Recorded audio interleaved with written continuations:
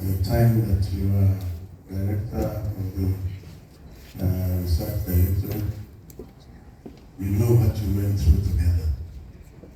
How could I not honor an invitation from you? And so,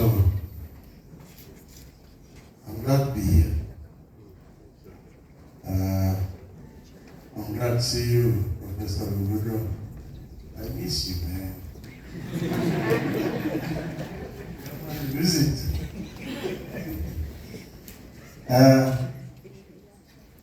am happy to address this topic because I have had the good fortune to be part of academia, to be part of industry in very direct terms, and of course to pretend to understand government. So I can talk about all of those three. And it's real for me.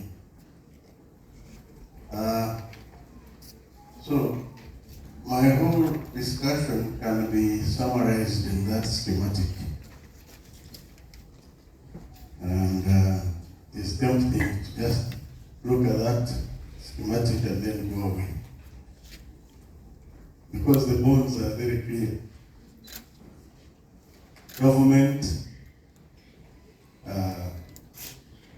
addresses policy, provides, allocates resources, and of course they're responsible for infrastructure.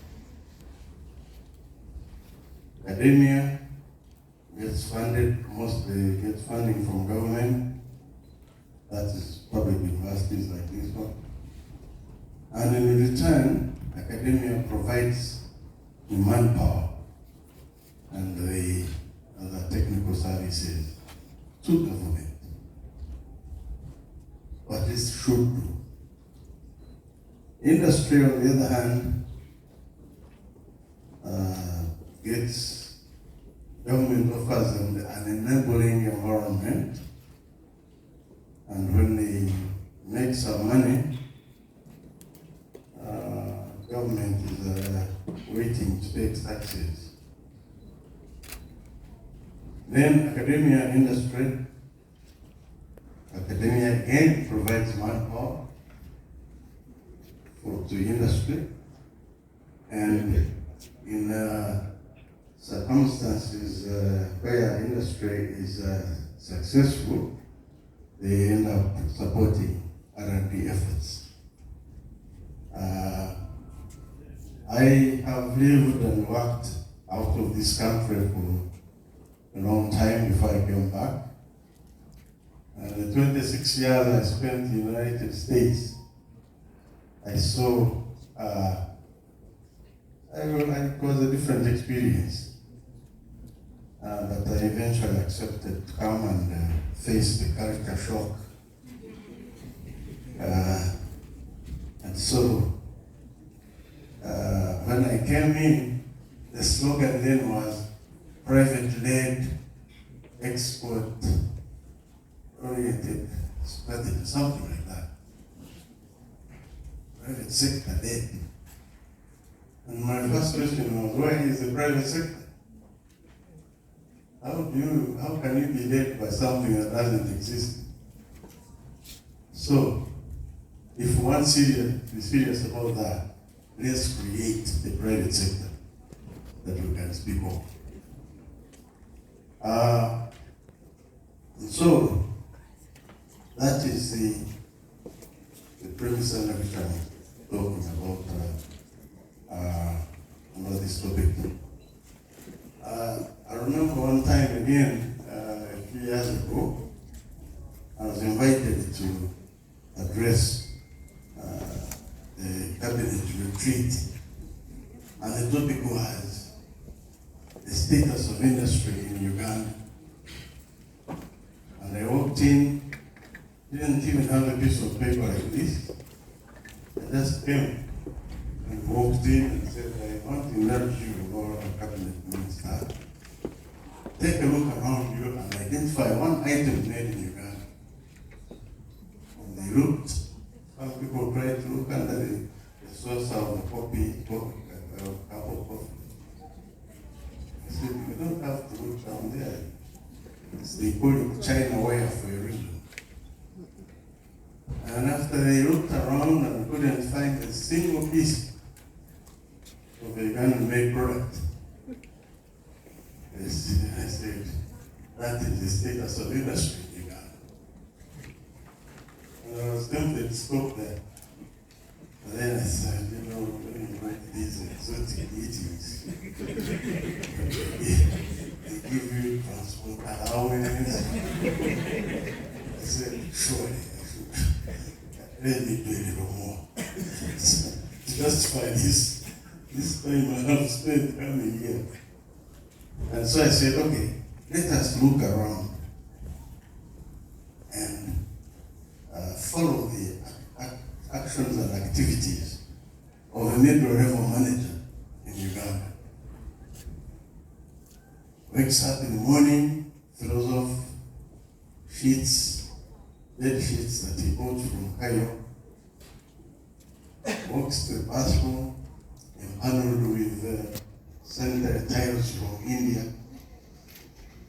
goes his breakfast table, has packaged juice from South Africa, picks up a Nokia phone made in Netherlands, dons his Italian-made suit and probably Italian-made shoes, gets in his Japanese-made car, drives to his office, picks up stationery made in the United Arab Emirates. And that is how his day starts.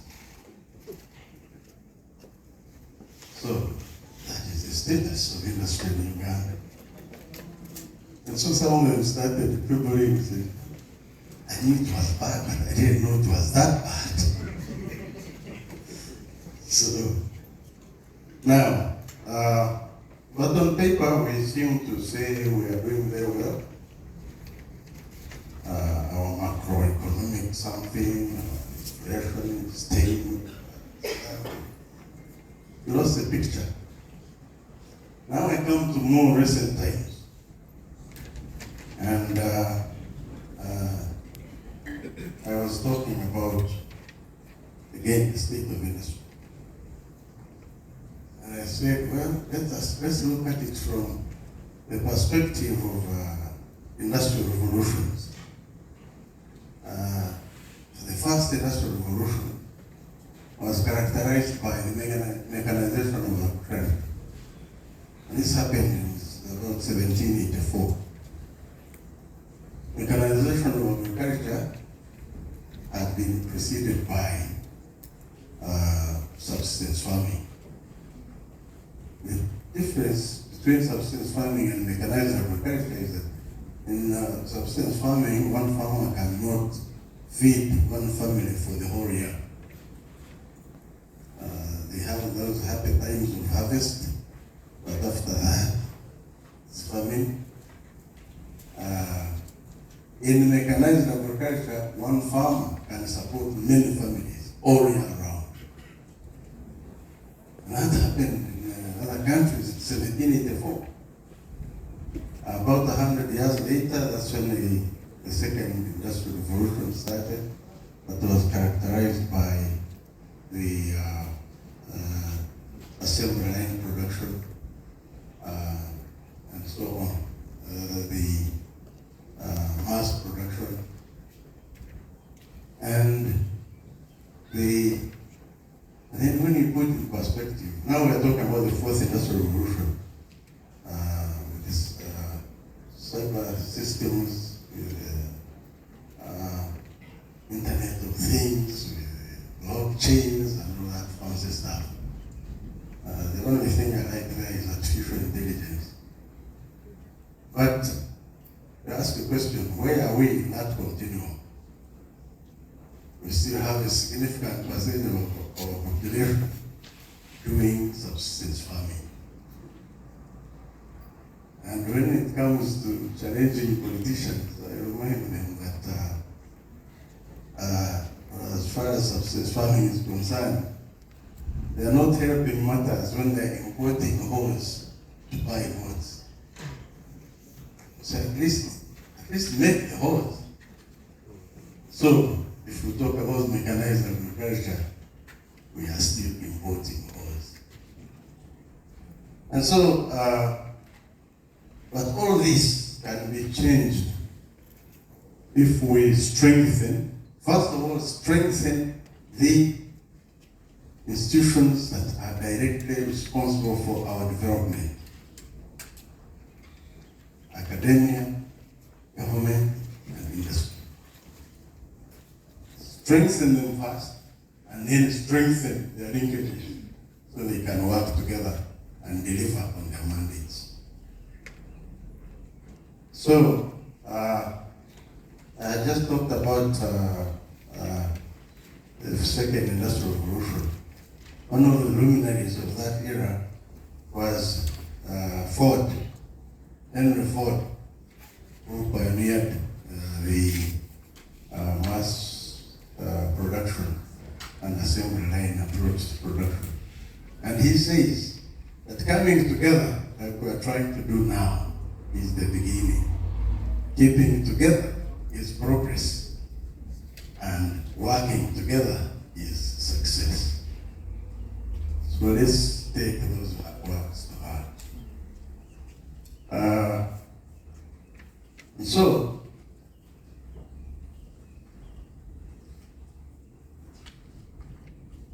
I'm saying that it is an immutable fact that innovation is vital for any economy that needs to, that desperately needs to create jobs, to transform, to do social and economic transformation, empowerment, and development in general.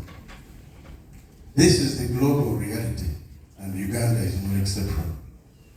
Central to the creation of viable innovation ecosystems are the institutions of academia, industry, and the government itself.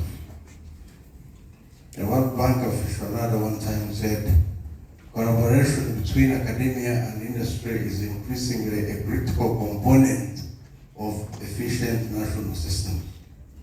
It is the role of public policy as the government to foster such linkages.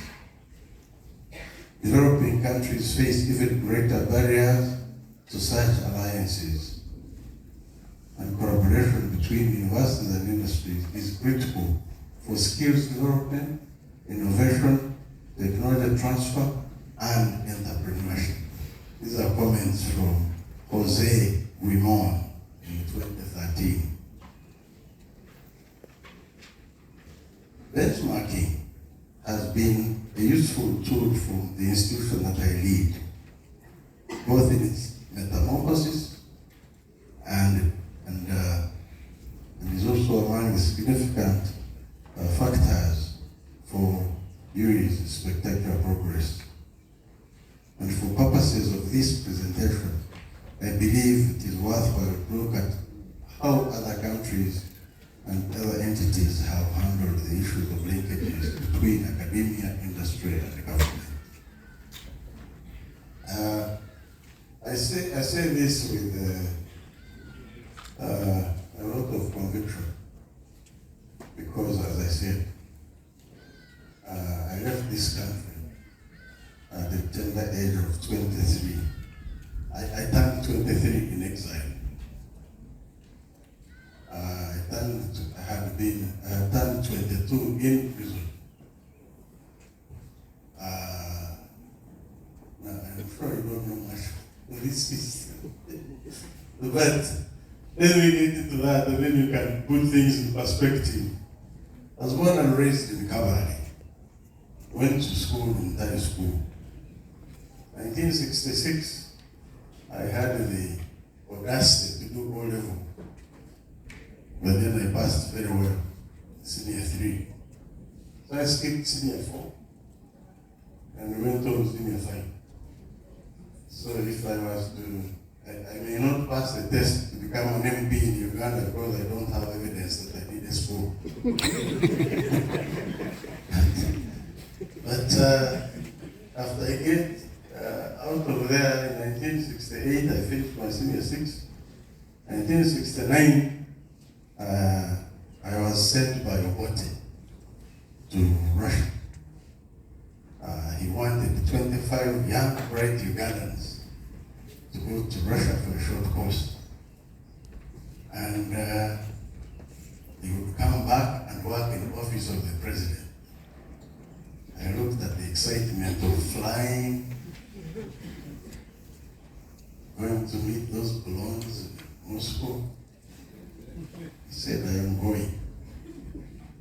I get there, and course one, organization of an infantry battalion. Excuse me? Yeah, I was in the army without knowing it.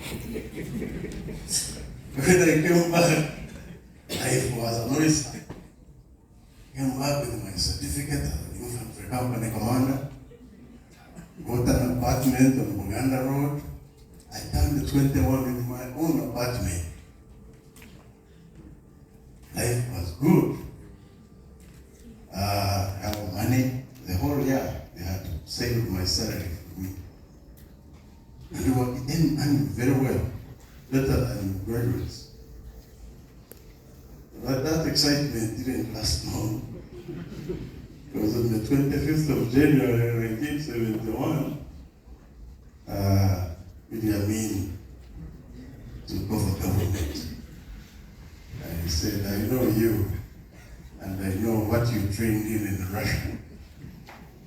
But let's see if we can work some mutually agreeable deployment. So on the 4th of February, 10 days after the coup, I went to discuss my new deployment.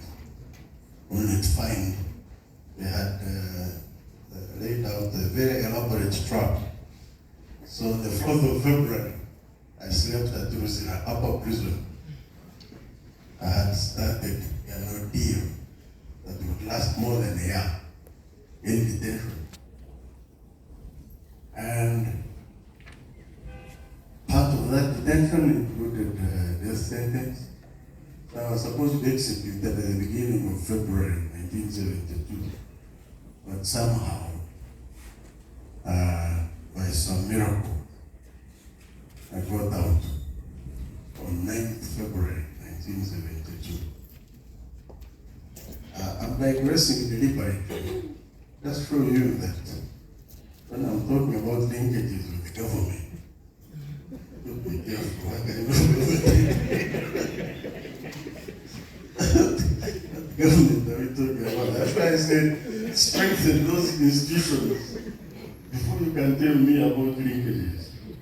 Anyway, and so I made it out. I was just reading, somebody sent me a book that Chamber wrote some time back.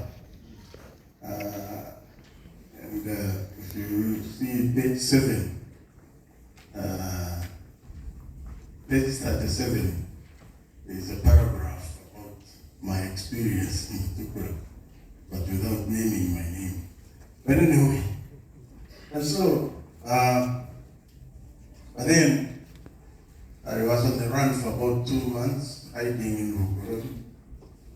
Then on the 5th of May, 1972, I managed to make it to Kenya. And so I started my exile there. So that's why I say I turned 23 in exile.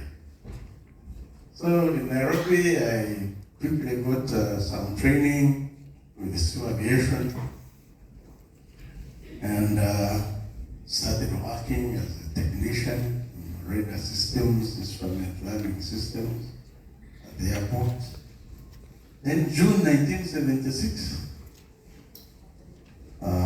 some of Amin's boys made it to Kenya and worked with Arab Moi, who was then vice president, to hunt us down. And when they managed to kidnap George Kiwanuka, a prominent politician in Uganda at that time, and they managed to pick him up from Bruno's hotel, I knew it was time up. So I had to find a way out of this. And so it's under those circumstances that on the 17th of January 1977, I landed in New York and started a career as an industrial engineer, trained as that, and so that's the background. So, when we talk about the institutions in Moro, be careful. And so, but since then, I've had immense exposure. I got training, quickly did I had nothing, no choice but study, because I was on a student visa, but on scholarship, until 1982, when I had finished my coursework for a doctorate. I was now beginning to do research, and the company in Cleveland, Ohio, was looking for an industrial engineer, desperately looking for one. And so through other references, people I had trained, people who had trained me, this company comes and says, when he had to interview you for a job, he said, but I don't have a green card. I said, let's do the interview. We discussed the green card thing. I did a very short interview, and they said, well, you're not only hired, but we are going to sponsor your green card. I said, wonderful. So I started in corporate America in August of 1982. And by about June 1984, said, man, you're doing so well, we have promoted you. You are now the manager of industrial engineering department in a company with 3,000 employees. I said, wonderful. In June 1986, they said, you are director of corporate performance. Man, life was good. You have unlimited expense account. Just charge American, they issue you with American Express credit card. They charge it. You know, the bill goes directly to the treasury. You know, unlike here, where Office of the Auditor General asks me, why did you go to Kabale? Excuse me, I'm doing some work. Can you account for this trip? Okay. Anyway, let me talk about the government linkages. Okay, so because of that exposure and moving on through corporate America, through owning my own businesses in the United States, through international dialogue and stuff like that, which culminated in my election as president of World Association of Technological Research Organizations. I was elected in Denmark, in Copenhagen, to lead an association that had 160 member institutions, calling themselves RTOs, Research Technological Organizations, from 70 countries. And an African, a Ugandan, who at that time I had reformed the Uganda Industrial Research Institute, but we were still about 250 people, including cleaners and plant attendants and so on. My first vice president had an organization called Fraunhofer in Germany, which had 24,000 researchers of the science and engineering perspective. But I was able to be elected his president. Ugandans are very courageous. Anyway, very quickly, through such interaction, I have really seen the world. And one of the places as president of Whitehall, the secretariat was in Kuala Lumpur.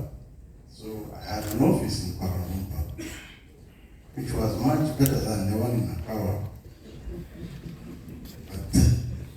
But I enjoyed both. Anyway, so while in Malaysia, I was intrigued by the progress they had made, because they had a similar history like we did, but they had moved very far.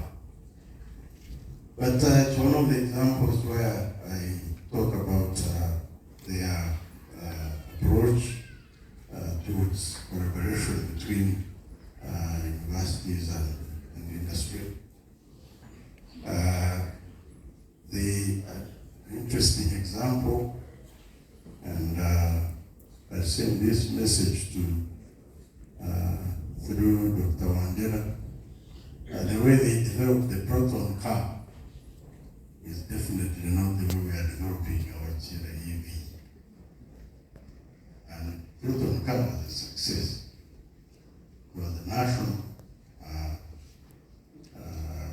Mahathir Mohamad had started that project, and it was one of the best examples of collaboration between entities. So, I'm going to find this and read through what we're interested. Taiwan is another very interesting example about how they changed the situation from labor-intensive to knowledge-intensive economy. And they also have a very interesting case study. At the time that in the early 80s, Taiwan was considering itself an investment-driven stage of development, but they quickly realized that knowledge-intensive, innovation-driven development strategy is a lot better. So then the United States, of course, where I have been, I spent quite a bit of my life. A significant portion of my productive life. But they too acknowledge that innovation is vital for their own economy. That as university research has made breakthroughs across a range of subject areas like renewable energy, material science, material technologies, and big data, to ensure that these innovations grow into job-creating commercial products and services, government, industry, and academia must collaborate throughout the innovation process. Doing so will be a game changer for the country. So, and again, there are a lot of examples I cite in this paper, and that my personal experience, again,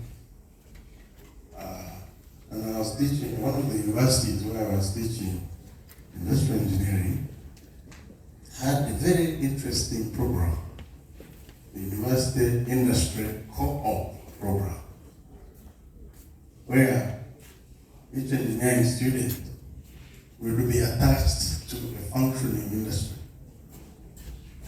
And that, and I called it symbiotic relationship, because they're getting reasonably cheap labor. At the same time, the student was gaining a lot of experience. You know, here, somebody comes from the university and comes to my office or to anybody's office. Oh man, you're lacking experience. You don't expect to get experience from the university. What these people did was a core program. And so, a big company like TRW would take on students. So, when others go to the beach during the holiday, these guys are one. Some of them even opt for a dead year so they can stay with the host industry. So they take one extra year to graduate. Instead of 4 years, they take 5 years. But in most cases, those host industries will end up hiring them. And if they don't want to be hired by the same company, nobody will accuse them of having no experience. They have they have acquired a degree and skills at the same time. In more direct terms, in the mid-80s, we had a Cleveland manufacturing program,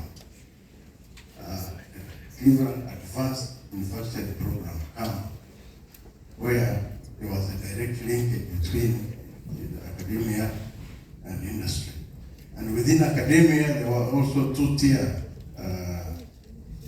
approach where you have the junior colleges providing the hands-on skills, the technician level skills, and then the regular four-year universities will provide the design and research services.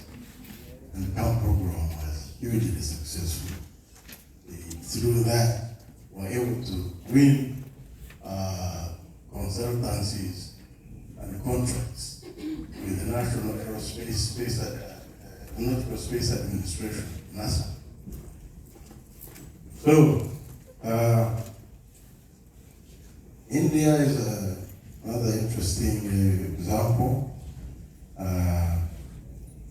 where they say that their academia and industry must shed away the existing approach of working in silos. This is pretty much what Uganda does. Working in silos. You have to rid of that mentality. So, what's the way forward for Uganda? Basing on the experiences of some of those countries, reviewing the relevant literature, and in conjunction with my personal experience, I opine that Uganda, or Africa in general, needs to consider the following. Revitalizing the university industry government partnership, which requires collaboration and cooperation between these sectors. To achieve this, government should play its crucial role in creating policies and funding mechanisms that incentivize collaboration. And let's look at the examples. How often are we doing this?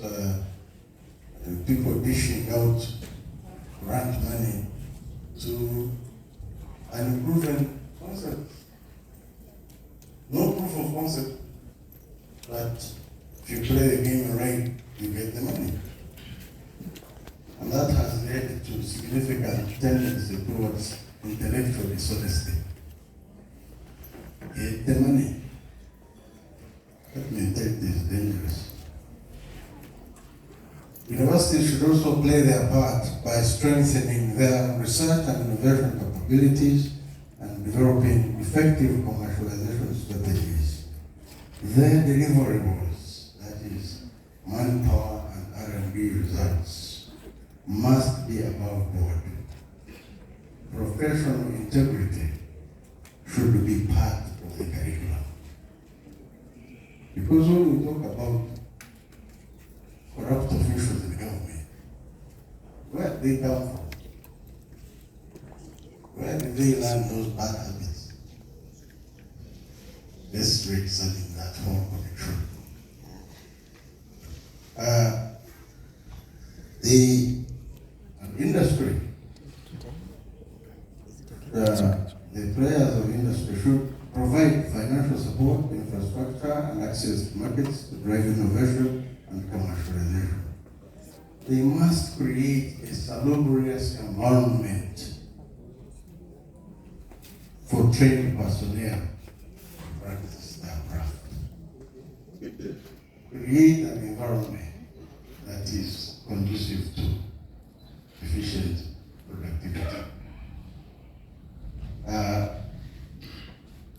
Collaboration among these sectors is sure to lead to the creation of new knowledge, the development of innovative products and services, and the promotion of economic development.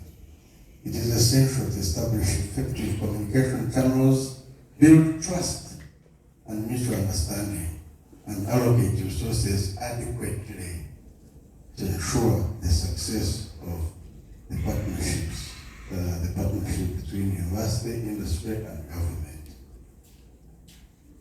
All sectors must be inherently efficient as they strive to deliver on their mandates, and the sectoral agencies, departments, administrative units should eschew corruption while avoiding tendencies towards mission creep. Mission creep is a military term. It's derived from military science, where we are given a mission to accomplish, and somehow along the way you start meandering into territories where you don't belong.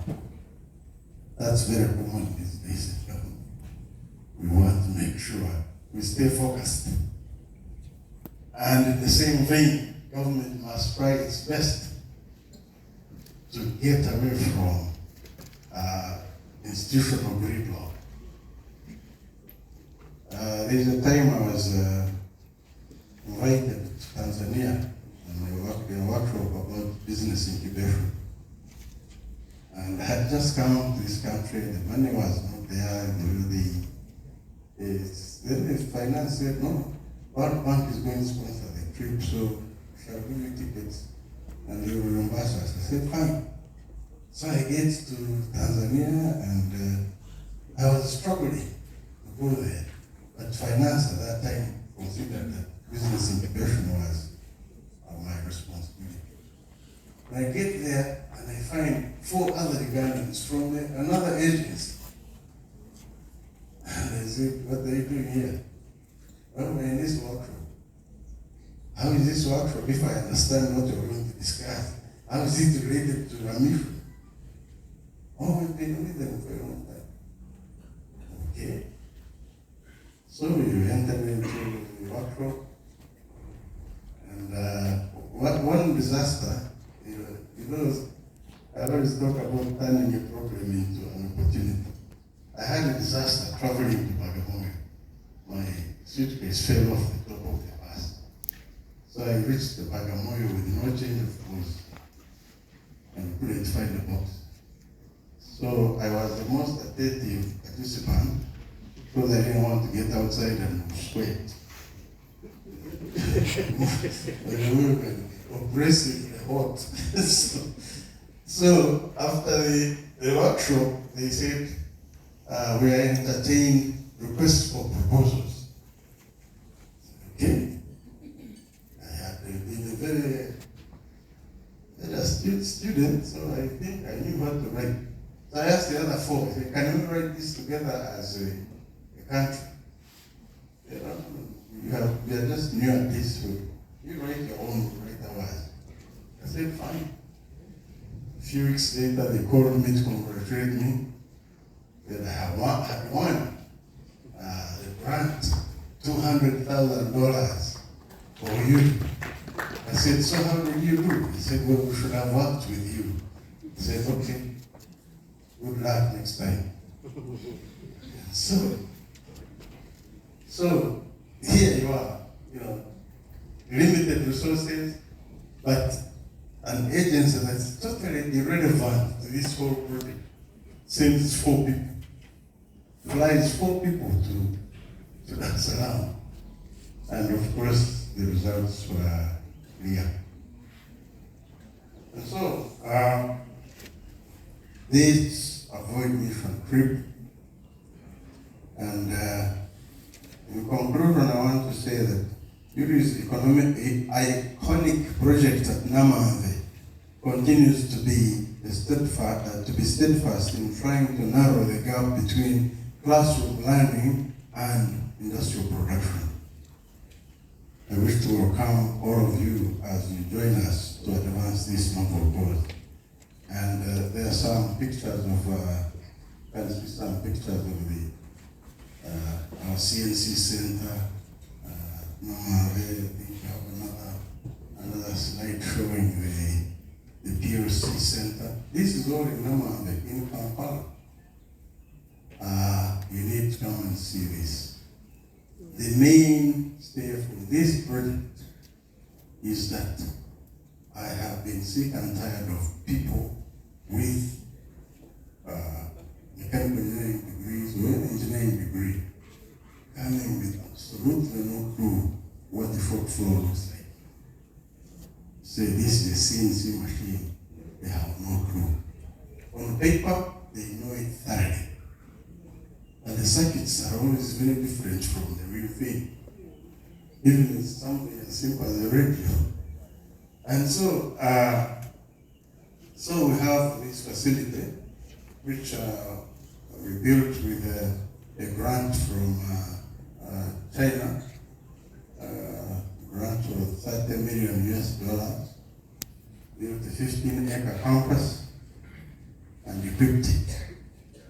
And I think to really get this whole concept together of collaboration, we need to have another session for like-minded people to go there and see how did we pull this off. This was commissioned in January 2020. So now, again, put in perspective, I have a lot of these do-gooders from abroad. Somebody comes with all the arrogance he can master. He says, I'm here to help you. Okay. What you have? Oh, let me make a presentation.